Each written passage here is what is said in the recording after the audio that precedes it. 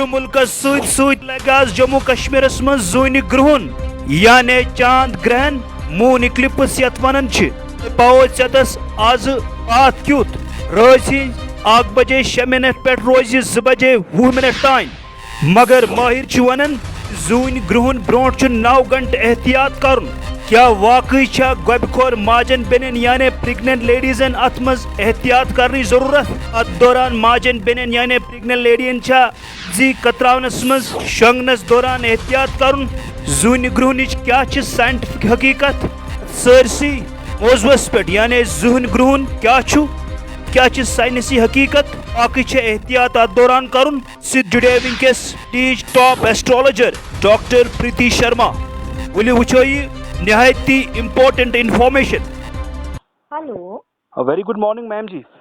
Good morning. और आज जो है ना यहाँ पे जो चांद ग्रहण है एज एन एस्ट्रोलॉजर ये क्या होता है मैं हम जानना चाहेंगे अगर आप हमें कह सकती हैं। चंद्र ग्रहण एक प्रकार का जब पृथ्वी और चंद्रमा मतलब कहते हैं कि सूर्य से हमारा चंद्रमा रोशन होता है।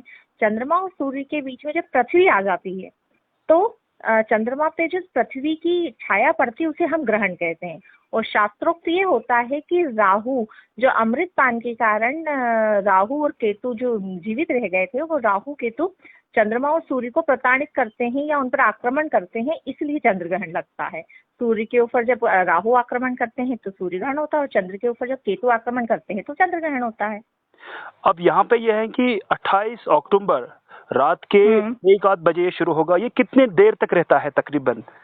ये अलग अलग रहता है, अलग अलग हिसाब से अलग अलग जगह पर अलग अलग उसमें रहता है। इस बार खंडग्रास चंद्र ग्रहण आ रहा है। खंडग्रास चंद्र ग्रहण होने के कारण ये केवल 1.5 घंटे का रहेगा। 1:05 से शुरू होगा और 2:25 पर ये खत्म हो जाएगा। और जब चंद्रमा की जो सूतक काल होता है, जो हम ये बोलते हैं कि पृथ्वी पर उसके नेगेटिव वाइब्रेशंस जो आने लगते हैं वो चंद्र ग्रहण में 9 घंटे पहले आने लगते हैं, तो वो 4:05 साल दोपहर में शुरू हो जाएगा। सूतक काल 4:05 से शुरू हो जाएगा। अच्छा, इसमें ये हम देखते हैं कि कॉन्वेंशनली ट्रेडिशनली देखते हैं कि जो हमारी प्रेग्नेंट माँ बहनें होते हैं तो उनको किन चीजों का एहतियात करना पड़ता है इस दरमियान? इसमें एक्चुअल में जो क्योंकि सूर्य और चंद्रमा के बीच में पृथ्वी आ चुकी होती है तो जो सूर्य की जो किरणें हैं वो चंद्रमा तक नहीं पहुंच पाती है। तो रीजन ये होता है कि बैक्टीरिया संक्रमित होने लगते हैं और जो माता के गर्भ में जो बच्चा पल रहा होता है उनके ऊपर इन चीजों की रेडिएशन का इफेक्ट होने लगता है।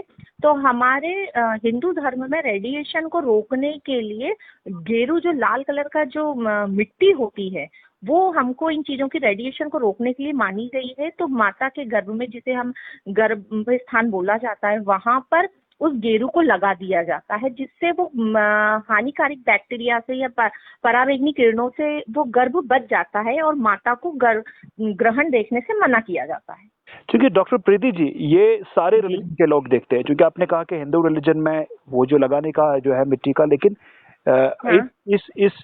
इसको सारे व्यूअर्स देखते हैं या सुनते हैं कि बिल्कुल मानते ही है ना, क्योंकि सूर्य आज हमने अपने आप को हिंदू मुस्लिम सिख ईसाई बना लिया है, पर सूर्य और चंद्रमा तो मुस्लिम के लिए पर भी वैसे ही दृष्टि डालते हैं या उनको अपनी रश्मियां देते हैं। सूर्य भी वैसे देते हैं। वो थोड़ी ना करते हैं कि हिंदू के ऊपर मैं अपनी क्या बोलते हैं ज्यादा रोशनी डालूंगा और मुसलमान पे नहीं डालूंगा, ईसाई पर ज्यादा डालूंगा, कि सिख पर नहीं। ये तो हम लोगों ने इस चीज को डिवाइडेशन कर दिया है। ईश्वर के लिए तो सारे मनुष्य एक हैं डॉक्टर और उनको इन सभी को मानना होता है।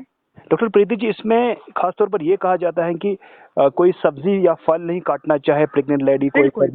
बिल्कुल धारदार चीजें नहीं चलानी। एक्चुअल में चीजें जब हम सब्जी वगैरह जब काटते हैं धारें चलाई जाती हैं तो जब कोई सी भी चीज पैक होती है और उस पर जब कटर का यूज किया जाता है, अब आप कटर आप देखेंगे वो किन चीजों का बना हुआ होता है आप खुद देखेंगे, लोहा, मैग्नीशियम, आजकल दूसरी अलग धातुओं को मिक्स करके ये चीजें बनाई जाने लगी हैं। तो उनका सीधा इफेक्ट उन सब्जियों में, फल में, इन चीजों में जाता है। तो इस कारण इनको काटने के लिए मनाही की गई। तो प्रेग्नेंट लेडी को खासतौर पर किन चीजों का एहतियात इस दरमियान एक आध घंटे? सबसे पहले तो सूतक काल में तो वैसे उन्हें भोजन वगैरह नहीं त्यागना चाहिए क्योंकि उनके अंदर एक जीव और भी पल रहा होता है। पर इसके लिए आपको एक चीज जरूर करना होगी कि जब ग्रहण काल होगा ग्रहण काल में उन्हें सूतक के पहले ही उनके मतलब जो गर्भाशय है उस पे गेरू लगा दी जानी चाहिए। उसके बाद में उन्हें जब जो ग्रहण काल गिर रहा है जो 1:05 से लेकर 2:25 तक, उस ग्रहण काल में उन्हें ग्रहण नहीं देखना है। कोशिश करना है कि वो उस समय सोए नहीं। विशेष तौर से वॉशरूम वगैरह नहीं जाए इस समय, क्योंकि सबसे ज्यादा उस समय हानिकारक बैक्टीरिया जो होते हैं वो हमारे वॉशरूम में ही पाए जाते हैं, और इसलिए उस समय वॉशरूम वगैरह जाने की निषेध माना गया।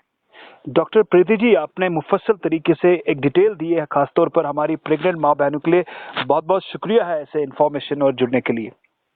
Thank you.